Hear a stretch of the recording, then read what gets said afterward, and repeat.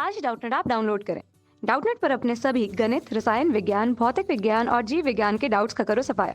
बस प्रश्न की फोटो खींचो, एक ही प्रश्न को क्रॉप करो और तुरंत वीडियो सोल्यूशन पाओ। अभी डाउनलोड करें। नमस्कार दोस्तों, आज हमारे पास प्रश्न है कि वास्तविक गैसों के आदर्श व्यवहार के विचलन को संक्षेप में समझाइए। ठीक है, तो आइए समझते हैं। तो सबसे पहले हम लोग देखते हैं कि वास्तविक गैसें आदर्श व्यवहार कब प्रदर्शित करेंगे। ठीक है, तो वास्तविक गैसें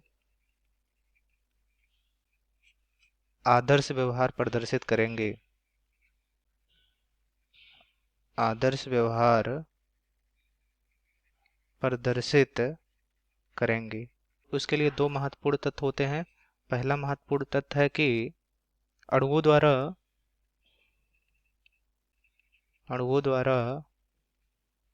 घेरा गया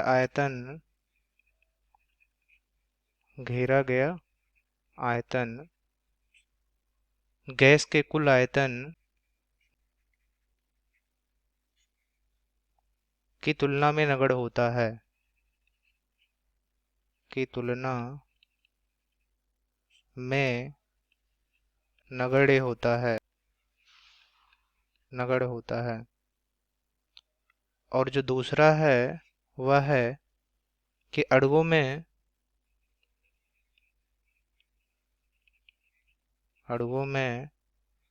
परस्पर कोई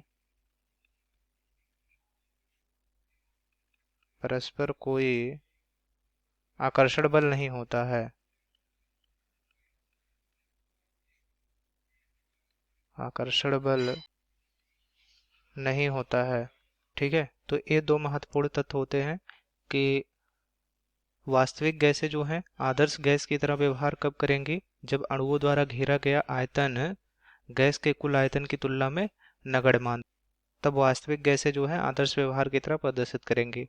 और दूसरा तथ्य यह है कि अणुओं में परस्पर कोई भी आकर्षण बल नहीं होता है। तो जो अणु होते हैं गैस के, उनमें कोई भी आकर्षण बल काम ना करे तो वास्तविक गैसें आदर्श व्यवहार प्रदर्शित करने लगेंगी। ठीक है, अब अगर इन दोनों में से किसी भी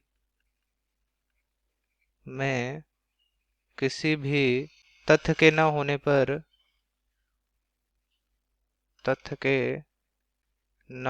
पर वास्तविक गैस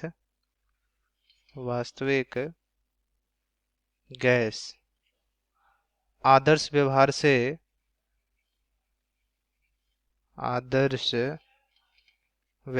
से विचलन प्रदर्शित करने लगती है। विचलन प्रदर्शित करने लगती है। ठीक है, अब जैसे देखिए अणुओं द्वारा घेरा गया जो आयतन होता है गैस के कुल आयतन की तुलना में नगण्य होता है। जैसे एक पात्र है, ठीक है, इसमें गैस के अणु रखे गए हैं, ढेर सारे ए अणु हैं। अब ये देखिए एक पात्र में पूरा रखा गया है, गैस के बहुत सारे अणु हैं। ठीक है, ये गैस के बहुत सारे अणु इसमें उपस्थित हैं। ये पूरा गैस का कुल आयतन है।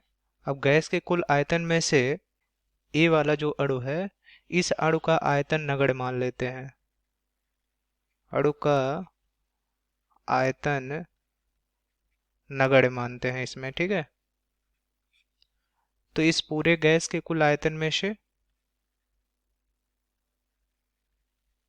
जो अणु का आयतन होगा, एक अणु का जो आयतन होगा, उस अणु के आयतन को नगण्य मान लेते हैं। ठीक, तो अणुओं द्वारा घेरा गया आयतन गैस के कुल आयतन की तुलना में नगण्य होता है। अब दूसरा जो कह रहा था कि अणुओं में परस्पर कोई आकर्षण बल नहीं होता है, तो अणु जो होंगे इनमें कोई भी आकर्षण बल कार्य नहीं करेगा।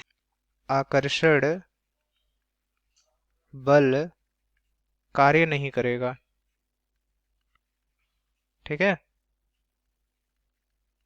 तो अणुओं के मध्य जो है कोई भी आकर्षण बल कार्य नहीं करेगा। इन दोनों में से किसी भी तथ्य के ना होने पर जो वास्तविक गैसें होंगी वह आदर्श व्यवहार से विचलन प्रदर्शित करने लगेंगी। ठीक है, तो अणुओं द्वारा घेरा गया आयतन गैस के कुल आयतन की तुलना में नगण्य लेते हैं।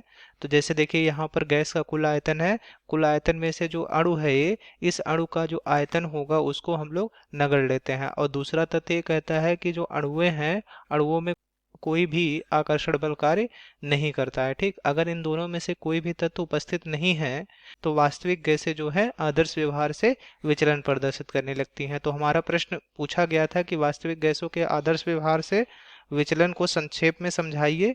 तो यहाँ पर देखिए ये दो तथ्य हैं, इन दोनों के तथ्यों में से कोई भी एक तथ्य ना होने पर वास्तविक गैसें आदर्श व्यवहार से विचलन प्रदर्शित करने लगेंगी। ठीक है, यही हमारा उत्तर हो जाएगा। ठीक है, आशा करते हैं आपको समझ में आ गया होगा। धन्यवाद। कक्षा 6वीं से 12वीं से लेकर नीट, आईआईटी, जेई वो एडवांस के लेवल तक 1 करोड़ से ज्यादा छात्रों का भरोसा।